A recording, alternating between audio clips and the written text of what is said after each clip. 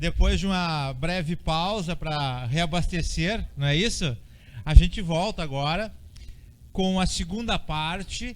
Essa segunda parte a gente tem horários menores para os professores, dada aí sim a mesma atribuição que o edital nos trouxe. E nós tivemos na primeira parte excelentes professores que nos motivaram e nos deixaram bastante felizes, né? Eu tive conversando com alguns alunos ali e também acompanhando o que está acontecendo aí, o pessoal está bem feliz. E agora, na segunda parte, a gente também já começa com um grande estilo. O professor Leandro Reutemann, um dos melhores professores de Direito Administrativo, não só aqui do Rio Grande do Sul, mas do Brasil, que também é um professor que manja muito de banca, de concurso, da banca da nossa prova, que vai fazer aqui uma rápida pincelada dentro do tempo que é possível, dentro dos minutos que lhe compete, são 25 minutos, para que a gente possa, então, tirar daqui dessa pré-prova do professor Leandro as nossas questões, os nossos acertos. O professor Leandro, que também é um excelente motivador, coisas que a gente precisa a todo instante. Então, com vocês, professor Leandro Reutemann, aproveitem bastante. Obrigado, Jesus. Valeu, velho.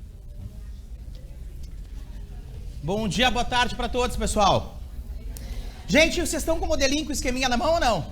Estão ou não estão? Então vamos embora, vamos aproveitar os minutos que nós temos. Olhem só, ali onde está escrito administração pública, coloquem ao lado ali artigo 37, tá? Tudo Constituição. O que vocês não podem esquecer a respeito de administração pública? Tá? Para começar, o conceito. A administração pública é o conjunto de 3 componentes que unidos prestam serviço público.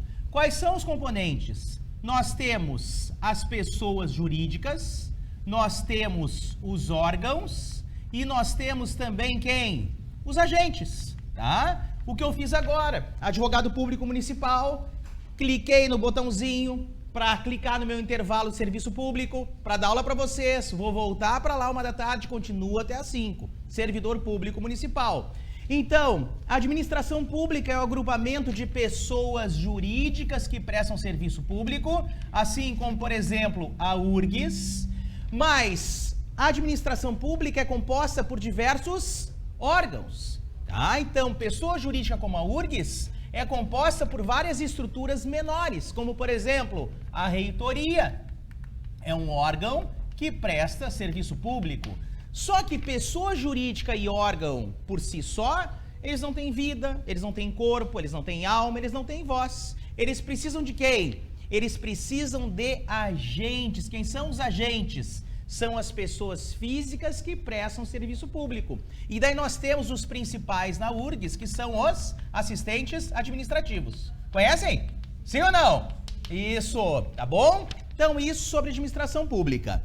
Depois, ali nós temos, na continuidade, a acumulação de cargos públicos, pessoal. Coloquem ali na acumulação de cargos públicos, coloquem artigo 38 da Constituição. Artigo 38 da Constituição. Se perguntarem para vocês, vocês dirão, regra, infelizmente, é a não acumulação. Então, regra, as pessoas no Brasil só podem ter um cargo público, tá? Ou um emprego público, ou uma função pública, essa é a regra. Agora, por exceção, se houver compatibilidade de horários e se a soma das 2 remunerações não ultrapassar o que ganham os ministros do STF, o artigo 38, ele vai trabalhar também os casos em que os servidores públicos vão fazer o quê, gente? Os servidores públicos vão enveredar para mandatos eletivos. Eles são pessoas conhecidas e eles vão querer se tornar políticos. Só que antes disso, vamos voltar um pouquinho para a acumulação. A acumulação ainda é a continuidade do artigo 37, inciso 16, tá? Acumulação, questão, figurinha carimbada em prova, acumulação de cargos públicos, em regra, não pode, mas esse artigo tem 13 exceções. Quem é que pode acumular se tiver compatibilidade de horários? 2 de prof público, cuidado, não é 2 na área da educação, Não é para todo mundo da área da educação. É só para quem é professor público, tá? Letra B do artigo 37, inciso 16. Um de prof público, mais um o quê, gente? Técnico ou científico. Técnico científico é um cargo de nível superior ou, se não for de nível superior, ele vai exigir uma formação específica, diferente do mero ensino médio, tá bom? E também temos 2 na área da saúde. 2 na área da saúde. Por que que eu juntei? Porque o artigo 38 vem com a 4ª exceção. O artigo 38 vem com a 4ª exceção. Quem é que pode acumular também no artigo 38, inciso 3, 2 cargos? Quem é que pode acumular, gente? O vereador. Tá? Então, o vereador pode também acumular mais um cargo público. Então, aqui a gente mata as 4 exceções, tá? Claro, vereador onde? Nos municípios pequenos ou médios, é onde tem compatibilidade de horários. O pessoal não tem uma grande demanda de elaborar leis, tá? O artigo 38, pessoal, então é aquele artigo que vai falar de servidores públicos versus mandatos eletivos. São pessoas super conhecidas, super populares, que vão enveredar para a carreira política, vão fazer campanha e, por consequência, poderão ser eleitas para determinados mandatos. Então, o que é importante aqui, gente? O que eu mais me preocupo não é toda a base que vocês sabem, é o início. Para que um servidor público, caso eleito, assuma um mandato eletivo, infelizmente, em regra, é necessário que esse servidor público realize o seu afastamento. Só que esse afastamento, ele não pode ser um afastamento acumulado com arrependimento. Poxa, me arrependi. Larguei a URGS agora, eu assumi o cargo, mandato eletivo e quero voltar e não posso. Então pensa bem. Antes de assumir qualquer mandato, o servidor, em regra, tem que se afastar. E esse afastamento, ele pode ser um afastamento temporário, ou esse afastamento pode ser um afastamento permanente. E o importante para o direito administrativo é a gente saber essas nomenclaturas. Se o servidor vai se afastar de forma temporária do seu cargo lá na URGS para assumir um mandato eletivo, o servidor vai pedir uma licença. Licença para quê, gente? Licença para? Isso, não é licença para tratar de interesses particulares, é licença para exercer mandato eletivo. Agora, se o servidor pensa, olha, eu era muito feliz na URGS, só que agora eu fui eleito senador, senadora, é uma disparidade comparar o meu mandato de senador, o meu subsídio de senador com o assistente administrativo da URGS. Eu não quero voltar para a URGS, eu quero sair da URGS de forma permanente. Então, nesse caso, o servidor vai pedir a sua exoneração. Tá? Esses detalhes que vocês têm que cuidar. Depois, gente, ali onde tem o resuminho, características dos servidores públicos efetivos, tá? Ali vocês coloquem artigo 39. O que eu quero de vocês aqui no artigo 39? É só trabalhar a expressão inicial está, tá? É só trabalhar a expressão inicial está. É isso que eu quero de vocês. Servidor público efetivo não é qualquer servidor. É o servidor que é o que, gente? Concursado, tá? E um servidor concursado, ele tem 4 estás na sua vida. Primeiro, ele é estatutário, ele tem estatuto, ele adquire estabilidade e ele passa por estágio probatório. Ah, isso aqui é fundamental para vocês. Sou concursado? Sou concursado. Mas qual é a minha regra de contratação? A minha regra de contratação é uma regra de contratação que não é seletista de empregado de trabalhador. É uma regra de contratação estatutária. Se é uma regra de contratação estatutária, isso quer dizer que o famoso tripé, os meus grandes direitos, aquilo que eu posso fazer como tirar férias, conquistar uma função gratificada, as minhas grandes obrigações, os meus deveres e as minhas proibições, aquilo que eu não posso fazer, estarão descritos numa lei chamada de estatuto. Cada servidor de cada ente federativo tem uma leizinha própria, tem um estatuto próprio, tá? O de vocês é o mesmo do meu pai, médico federal. É o mesmo do meu sogro, analista economista do TRT. É o mesmo da minha cunhada no TRF. É o mesmo. Ou seja, para qualquer servidor federal. Lei número 8.112/90. Estatuto de Servidores Federais. Por que todo mundo quer se tornar servidor concursado? Porque pode adquirir a tão sonhada estabilidade. Pode adquirir a tão sonhada estabilidade. Cuidado! Depois de quantos anos pela Constituição? 3 anos, certo? 3 anos. Mas para adquirir estabilidade, o servidor vai ter que aprender as atribuições do cargo e vai ter que ser aprovado nas avaliações durante o estágio probatório. Então, todo servidor passa por um estágio probatório. Estágio, período de aprendizado. Probatório, servidor comprova de tempos em tempos nas avaliações que está aprendendo as atribuições do cargo. Tranquilo? Depois, pessoal, regras de aposentadoria, tá? Regras de aposentadoria. Saiu aposentadoria, é isso? Tá? Aposentadoria. Tudo isso, a partir do ano que vem, vai para o saco. A gente vai esquecer ano que vem. Esse ano não, ainda está valendo, tá? Ano que vem, com a reforma previdenciária, tudo vai ser alterado. Esse ano ainda não. Então, quando a gente fala de regras de aposentadoria, não nos interessa o futuro e nem o passado, nos interessa o presente, tá? E o presente é saber que nós temos 4 regras diferenciadas. E quando a gente se aposenta, a gente se torna inativo, a gente não está mais em atividade. E todo mundo que se torna inativo passa a receber proventos. Proventos é o nome que se dá à remuneração do servidor público, inativo ou aposentado. Esses proventos, eles podem ser integrais, eu posso continuar ganhando a mesma coisa que eu estava ganhando na atividade, ou esses proventos podem ser proporcionais, tá? Infelizmente, o normal é se aposentar ganhando proventos proporcionais. É muito raro tu se aposentar atualmente ganhando tudo que tu estavas recebendo em atividade, independentemente da nomenclatura da aposentadoria. Então, nós temos, gente, aqui 4 regras muito marcantes. Nós temos a primeira regra, que é a aposentadoria por invalidez permanente. Aposentadoria por invalidez permanente, tá? Não esqueçam.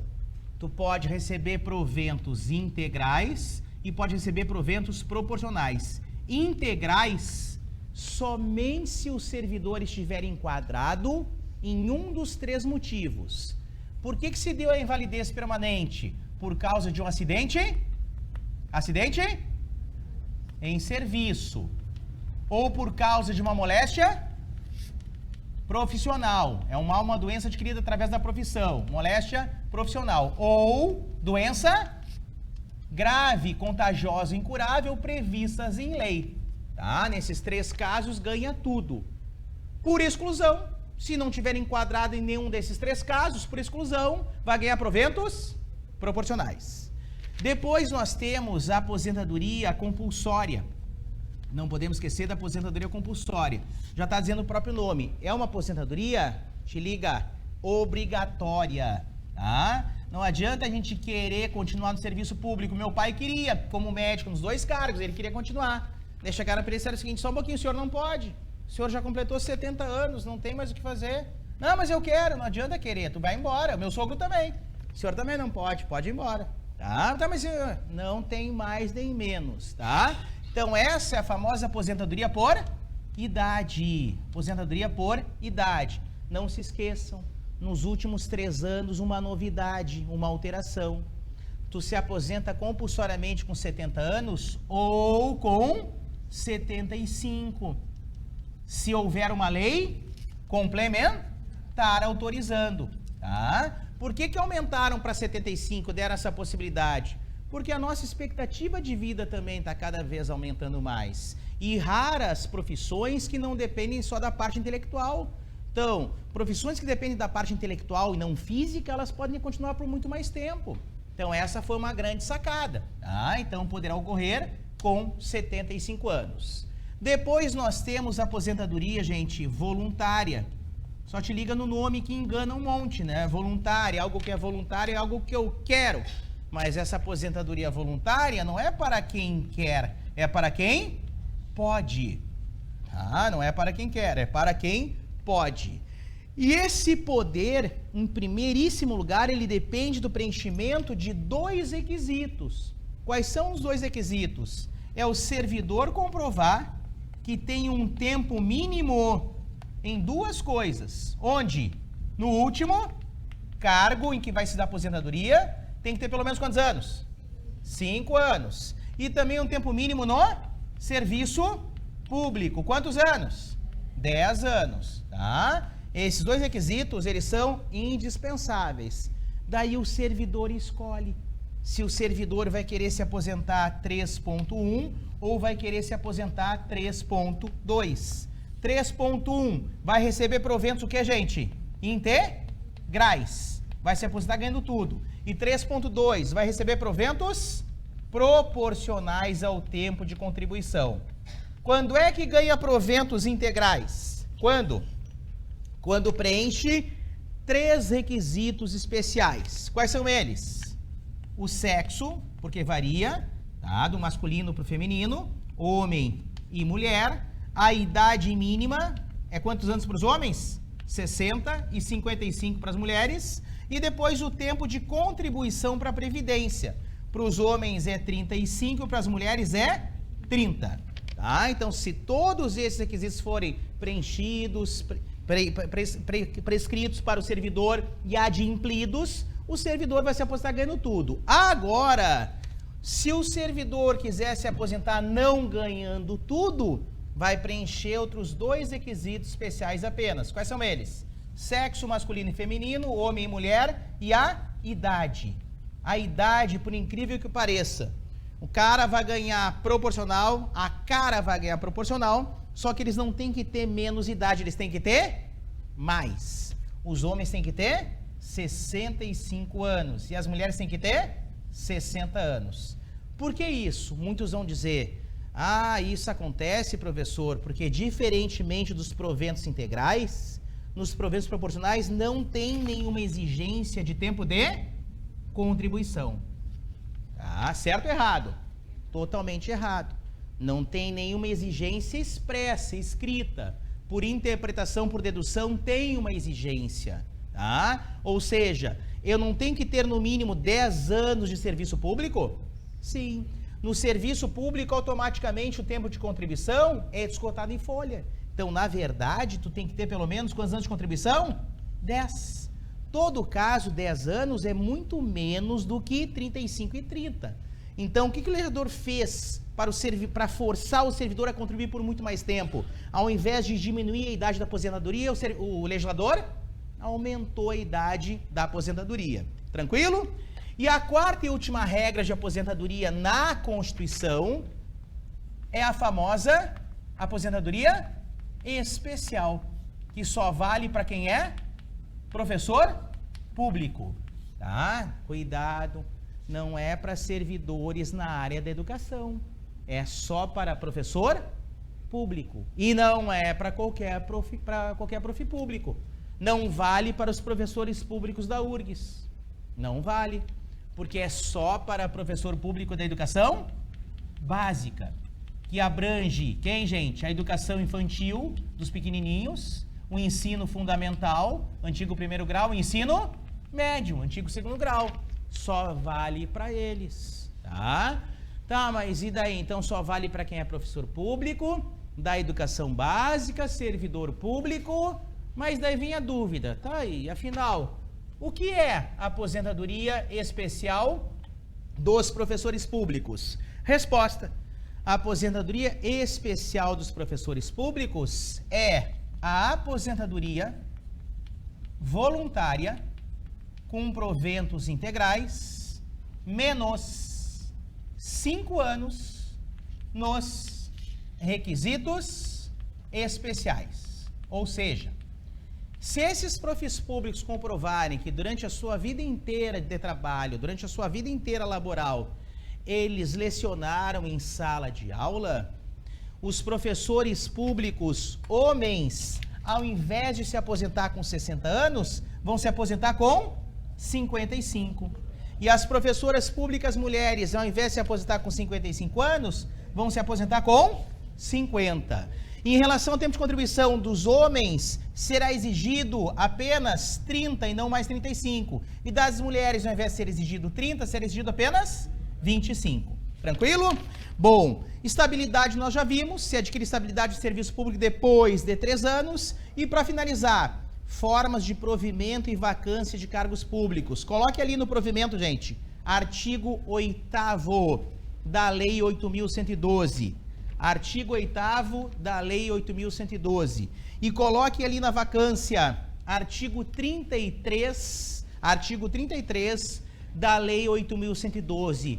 Qual é a questão mais perigosa de prova? É quando eles perguntam para vocês quais são as duas únicas formas de provimento e vacância de cargo público simultâneas. Quais são as duas formas de provimento e vacância de cargo público simultâneos, ou seja, que acontecem ao mesmo tempo? O que vocês dirão, gente? Quais são elas? São a readaptação e a promoção, tá? Readaptação e promoção. O que é readaptação? Readaptação é, infelizmente, quando um servidor público tem um problema grave de saúde. Tem um problema grave de saúde, só que tem o direito de se tratar.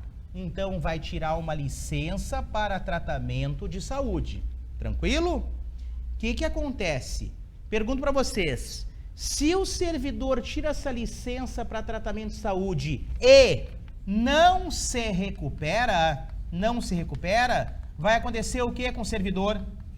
Aposentadoria por invalidez, infelizmente. Agora, olha só a questão simples de prova barbada. E se o servidor se recupera plenamente? O servidor se recuperou plenamente. O que vai acontecer com o servidor? O que vai acontecer, gente? O servidor será o quê? Não vai ser readaptado coisíssima nenhuma. Se o servidor se recupera plenamente, ele retorna para o cargo. Tá? Ele retorna, e o retorno é para o mesmo cargo. Tá? A questão não é essa de prova. Se o servidor se recupera, mas fica com sequela, fica com uma limitação de efeitos permanentes, que ele não pode mais exercer o cargo que exercia, daí será o quê? Readaptado. Vai ser adaptado novamente num outro cargo compatível com as suas limitações, provendo um novo cargo e deixando seu cargo anterior o quê, gente? Vago. E a promoção, esse entendimento é um entendimento raro que existe praticamente só no estatuto de vocês e mais alguns que copiaram de vocês. O que é a promoção? Promoção é quando o servidor público recebe uma melhoria financeira no seu bolso, porque esse servidor público está ocupando, por ser promovido, um outro cargo ou um outro nível. Ocupando um outro cargo, um outro nível, estará preenchendo um outro cargo, outro nível. E estará deixando o outro cargo, o nível anterior, o quê? Vago. Então não esqueçam, no estatuto de vocês, readaptação e promoção é ao mesmo tempo forma de provimento e vacância. E para finalizar, por favor, todos vocês estarão no domingo nervosos? Não, estarão super nervosos. Então, aquelas recomendações básicas, mas que valem a pena, que nem eu falei ontem para o pessoal da Assembleia, e falo para todos vocês. Vocês vão fazer o melhor que vocês podem, de acordo com o tempo que vocês absorveram. Então, o que eu tenho que ter? Eu tenho que ter convicção. O que é ter convicção? Se eu tenho certeza de uma resposta, eu não troco ela, não fico inventando coisas. Ah, mas eu quero justamente dar uma olhadinha no gabarito antes de passar para a grade. Dá uma olhada, mas teve convicção, tu marca. Só que muitas pessoas se assustam e fazem besteiras do tipo 1, 2, 3, 4 e 5. Antes de passar para a grade, eu vi que todas as primeiras 5 deram A. E eu penso assim, alguma coisa errada tem, isso não tá legal. Então eu vou substituir esse A aqui por um B. Vou substituir esse A por um C. Se pudesse colocar T, eu colocaria, ficaria abacate, vai pro inferno, tá? Se tu tem convicção que todas as 5 primeiras são A, tu não troca, tu vai até o final. Tá bom? Leva uma aguinha para te hidratar e leva algo com glicose, uma barrinha de cereal, para que tu possa manter a tua concentração. Tá bom, gente? Tudo de bom para todos e tô torcendo pela aprovação e nomeação de vocês. Até! Valeu, obrigado!